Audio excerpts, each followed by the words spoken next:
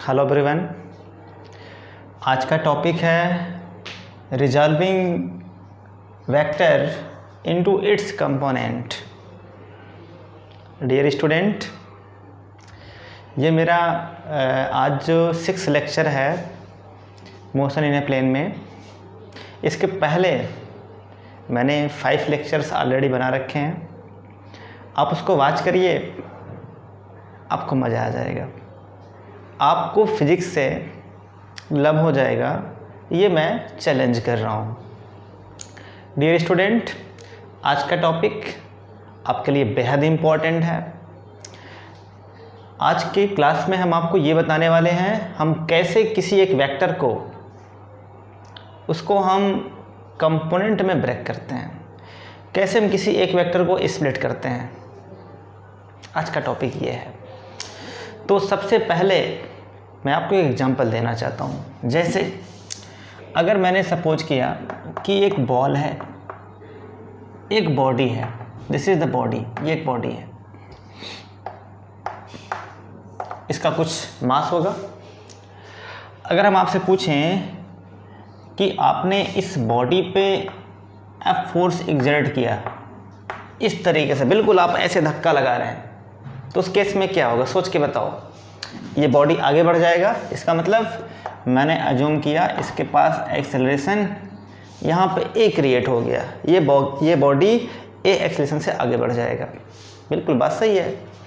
दूसरा मैं क्वेश्चन आपसे पूछ रहा हूँ, आप बताओ अगर आपने इसी सेम बॉडी पे जिसका मास m था, इसी सेम बॉडी पे अब आपने फोर्स ऐसे लगाया हुआ है, बिल्कुल इस तरीके से ऐसे लगाया हुआ है, मतलब आप उसको ऐसे धक्का दे रहे हो, तो आप बताओ क्या ये बॉडी सेम एक्सेलरेशन से आगे बढ़ेगा?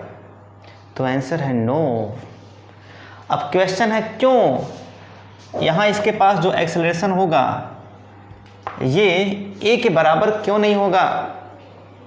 इसको आप इमेजिन भी कर सकते हैं, एक्सपीरियंस भी कर सकते हैं। अगर मैंने सपोज किया कि यहाँ पे एक्सेलरेशन ए डैश है, तो 100% आपको ऐसी फीलिंग हो रही होगी कि ए का मान ए डैश से कम है। जो यहाँ पे एक्सेलरेशन है ये इससे कम है। एक्सेलरेशन किस पे डिपेंड करता है? तो मास और फोर्स पे डिपेंड करता है। मास तो कांस्टेंट है, इसका मतलब यहाँ पे जो फोर्स लग रहा है इस डायरेक्शन में यहाँ से कम लग रहा है। डियर स्टूडेंट, यहाँ पे आपने जो फोर्स अप्लाई किया ये पूरा का पूरा फोर्स इस डायरेक्शन में नहीं लगा, इसका कुछ पार्ट ही इस डायरेक्शन में जा रहा है। मैंने सपोज किया इसका जो पार्ट इस डायरेक्शन में है दिस इज एफ एक्स। बिल्कुल सोचो, इसको अपने अंदर थॉट क्रिएट करो। इसका मतलब अगर एफ एक्स इसका कुछ पार्ट इधर में गया एक्स एक्सिस में, तो बाकी पार्ट कहाँ गया? इस फोर्स का बाकी जो पार्ट है वो कहाँ गया? तो आप कहेंगे इसका जो बाकी वाला जो पार्ट है ये वर्टिकल में जाएगा, मतलब एफ वाई जो बाकी वाला पार्ट है इसके वेट को बैलेंस करेगा। चूंकि आपको पता है इसके पास होता है एम जी, इसके वेट को बैलेंस करेगा ये इसका अदर वाला पार्ट। तो सिंपल सी बात यहाँ पे ये है कि जो फोर्स यहाँ पे x में एक्सपीरियंस हो रहा है इस बॉल को, अगर ये fx है, और जो फोर्स वर्टिकल में एक्सपीरियंस हो रहा है ये अगर ये fy है, तो ये दोनों कंपोनेंट, ये दोनों जो फोर्सेस fx और fy हैं ये f के पार्ट हैं। है कि नहीं? आप सोच के बताओ। बिल्कुल भाई, कुछ फोर्स इधर लगा, कुछ फोर्स नीचे की तरफ लगा, इसका मतलब fx और fy is the part of f। यहाँ से क्या क्लियर हुआ? fx and fy is the part of f, vector f is the part of f। इसका मतलब डियर स्टूडेंट एक बात तो कन्फर्म है कि जो ये नेट फोर्स f है ये किसके बराबर होगा? इन दोनों फोर्स के सम के बराबर होगा। इसका मतलब एक बात तो यहाँ पे कन्फर्म हो गया कि जो f है ये किसके बराबर होगा? fx प्लस fy के बराबर होगा। यहाँ पे आपको वेक्टर लगाना पड़ेगा। This is the called resolution of vector into its component। एक मैं आपको और एग्जांपल देना चाहता हूँ जैसे अगर आपने इसके पहले पढ़ा हुआ है वेक्टर का एडिशन रूल, आपने ये कोई बॉडी है, यहाँ पे कोई बॉडी है, आपने इस बॉडी पे फोर्स अप्लाई किया, आपने ऐसे फोर्स अप्लाई किया इस डायरेक्शन में, दिस इज F1, एक फोर्स और आपने लगाया इस डायरेक्शन में, दिस इज F2। तो आप बताइए इसका नेट फोर्स किधर होगा? तो आप कहेंगे इसका जो नेट फोर्स होगा ये डियर स्टूडेंट इसके बीच में कहीं होगा, ऐसे बीच में कहीं होगा।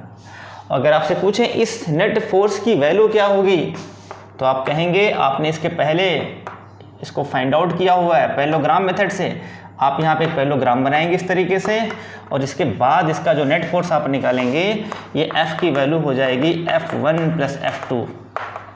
ये ऐसा आप कर चुके हैं। This is called revolution of vector.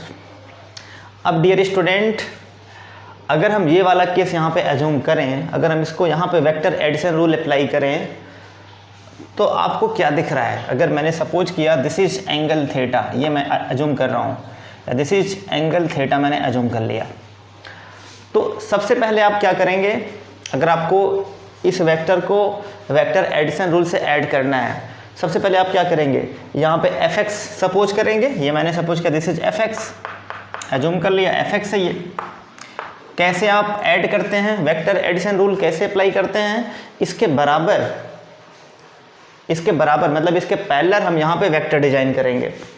Draw कर दिया fx।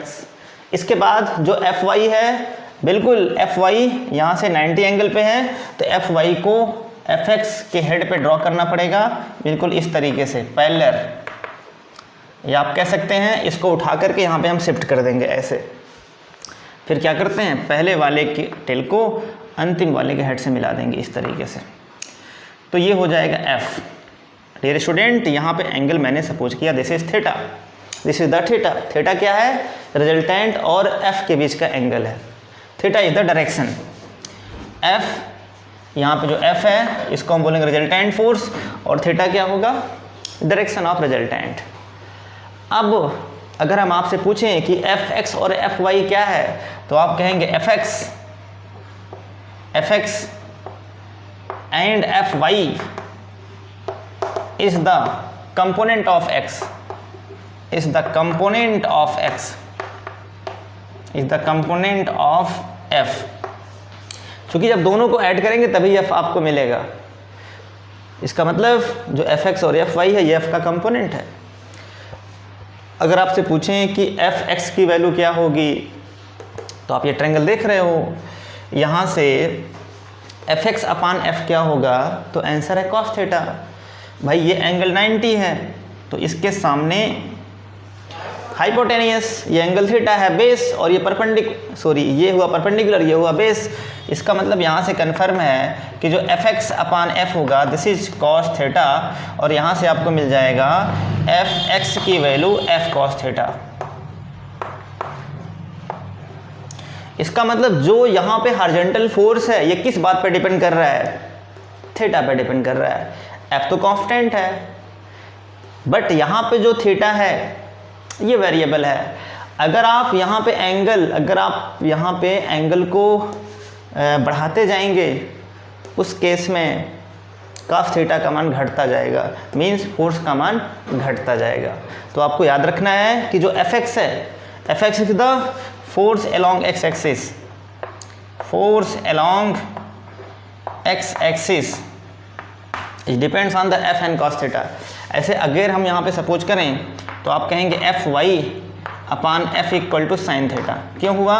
क्योंकि ये है परपेंडिकुलर और ये hypotenuse, perpendicular upon hypotenuse equal to sine theta, और यहाँ से आपको मिलेगा fy की value f sine theta. This is the concept. ये क्या है? ये है force along y axis, force along y axis. ये भी थीटा पे डिपेंडेंट है। थीटा को बढ़ाएंगे उस केस में fy का मान क्या होगा?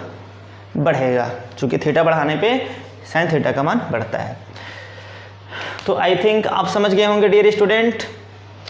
अब एक मैं आपको एग्जाम्पल दे रहा हूँ, आप उस एग्जाम्पल को देख करके बताइए उसका हॉरिजॉन्टल और वर्टिकल कंपोनेंट क्या होगा। आई होप आप समझ गए होंगे कंसेप्ट। अब आपके कंसेप्ट को और क्लियर करने के लिए हम क्या कर रहे हैं, एक क्वेश्चन, एक एग्जांपल मैं सपोज कर रहा हूँ। इस तरीके से है ये, ऐसे, ये मैं एज्यूम कर रहा हूँ दिस इज वेक्टर एफ और ये है एंगल थीटा, एक्स एक्सिस और ये वाई एक्सिस।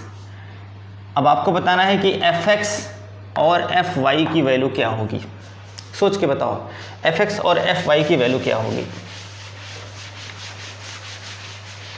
बहुत सिंपल है डियर स्टूडेंट, एफ एक्स और एफ वाई की वैल्यू क्या होगी। काफ़ी बच्चे इसको कर भी लिए होंगे। देखो, कुछ नहीं करना है, अभी मैंने बताया था कि जो कंपोनेंट यहाँ पे एफ एक्स है ये हमेशा अगर एडजेसेंट एंगल है तो उसके साथ कास में होता है। मतलब अगर ये एडजेसेंट साइड है इस थीटा के साथ तो कंपोनेंट होगा कास। तो यहाँ पे एफ एक्स की वैल्यू आपको लिख देना है एफ कॉस थीटा। बहुत सिंपल है। कैसे होता है ये मैंने आपको बताया। ऐसे एफ वाई की वैल्यू क्या होगी, एफ वाई क्या है, इस एंगल, यहाँ पे एंगल आप सपोज नहीं कर रहे हैं, इसका मतलब ये हो जाएगा F sine theta, F Y हो गया। या आप ऐसे कह सकते हैं, अगर ये एंगल थीटा है तो एंगल क्या होगा, this is 90 minus theta, this is 90 minus theta. इसका अनदर मेथड है, तो आप यहाँ पे बोलेंगे एफ वाई की वैल्यू एफ कास 90 माइनस थीटा, क्योंकि यहाँ पे एंगल के साथ फिर से क्या हो जाएगा, कॉस, और इसको हम सॉल्व करेंगे तो आएगा ये एफ साइन थीटा। आप ऐसे भी कर सकते हो, दिस इज द कंपोनेंट। एक और मैं एग्जांपल आपको दे रहा हूँ, आप बताइए इसका आंसर क्या होगा। एग्जांपल सेकंड, आपने इस तरीके से सपोज किया है दो वेक्टर्स, ये है एक्स एक्सिस, ये है वाई एक्सिस, और यहाँ पे फोर्स ऐसे अप्लाई है एफ, बट यहाँ पे ये एंगल थीटा गिवन है, और यहाँ का कंपोनेंट है एफ एक्स और यहाँ का कंपोनेंट है एफ वाई। अब आपको बताना है एफ एक्स की वैल्यू क्या होगी, एफ वाई की वैल्यू क्या होगी, सोच के बताओ। तो डियर स्टूडेंट, यहाँ पे एफ एक्स का मान कितना होगा, तो आप कहेंगे एफ एक्स, ये एंगल के साथ नहीं है, ये बिल्कुल यहाँ पे एंगल ये 90 माइनस थीटा है, इसका मतलब एफ एक्स यहाँ पे हो जाएगा एफ साइन थीटा। और यहाँ पे अगर हम पूछें एफ वाई की वैल्यू क्या होगी, तो आप कहेंगे F Y equal to F cos theta. क्यों, क्योंकि यहाँ पे ये एंगल के साथ है, एडजेसेंट एंगल के साथ ये वेक्टर हमेशा कॉस में आता है। आई होप आपके कॉन्सेप्ट क्लियर हो गए होंगे।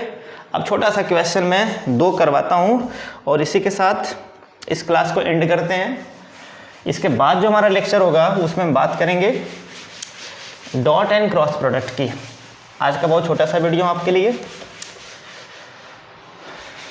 एक एग्जाम्पल मैं आपको दे रहा हूँ, आप बताइए इसका आंसर क्या होगा। पहला प्रॉब्लम फर्स्ट है,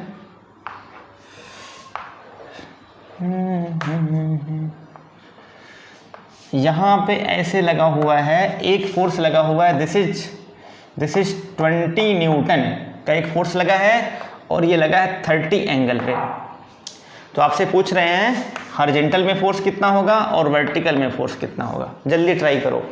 तो बहुत बेसिक है, तो एफ एक्स की वैल्यू क्या होगी, एफ cos 30 और f cos 30 की वैल्यू कितना होगा भाई, तो है √3/2। इसका मतलब √3f/2, this is the answer.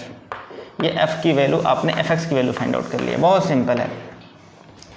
fy की वैल्यू कितनी होगी, तो fy हो जाएगा f sin 30 और f sin 30 का मतलब 1/2।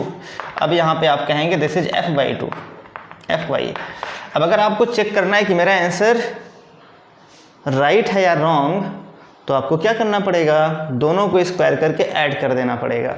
वो आगे हम करेंगे, अभी आप टेंशन न लो। अब दूसरा क्वेश्चन है सेकंड। अगर मैंने सपोज किया इस तरीके से, यहाँ पे है 50 न्यूटन और ये एंगल दिया हुआ है 60। बताओ डियर स्टूडेंट, इसका एफ एक्स और एफ वाई की वैल्यू क्या होगी। एफ एक्स और एफ वाई, इधर है वाई एक्सिस, इधर एक्स एक्सिस। जल्दी ट्राई करो, तो आराम से आप कर लोगे। बिल्कुल सिंपल है, बिल्कुल सिंपल है आपके लिए, आराम से आप कर सकते हो। कैसे आप करोगे? अब यहाँ पे जो एफ वाई होगा डियर स्टूडेंट, ये हो जाएगा एफ कास थीटा, और एफ वाई की वैल्यू, एफ का मतलब 50, और यहाँ पे कास 60 पुट करेंगे तो 50 multiply cos 60 1/2, this is 25 newton. ये एफ वाई फाइंड आउट कर लिया। एफ एक्स की बात करेंगे तो आप कहेंगे एफ साइन 60, एफ साइन 60, और एफ साइन 60 की वैल्यू √3/2, तो यहाँ पे आपको एफ एक्स मिल जाएगा √3/2 इंटू एफ 50 दिया हुआ है, right. F x F sine theta ये 50 दिया हुआ है, तो कितना हो जाएगा ये 25 √3 आंसर आ जाएगा, 25√3 न्यूटन, ये आंसर हुआ। आई थिंक आपके कंसेप्ट 101% क्लियर हो गए होंगे। हम किस तरीके से किसी भी वेक्टर को स्प्लिट करते हैं, कैसे हम किसी वेक्टर को उसके कंपोनेंट के फॉर्म में ब्रेक करते हैं, और कैसे कंपोनेंट को हम ऐड करके उस वेक्टर को डिज़ाइन करते हैं। जिस वेक्टर को आपने ब्रेक किया था उसी वेक्टर को हम कैसे बनाते हैं, ये आप सीख गए हैं। डियर स्टूडेंट, आई होप आपका कंसेप्ट क्लियर हो गया होगा। आज के लिए बस इतना ही, फिर मिलते हैं कल। खुश रहिए, बाय।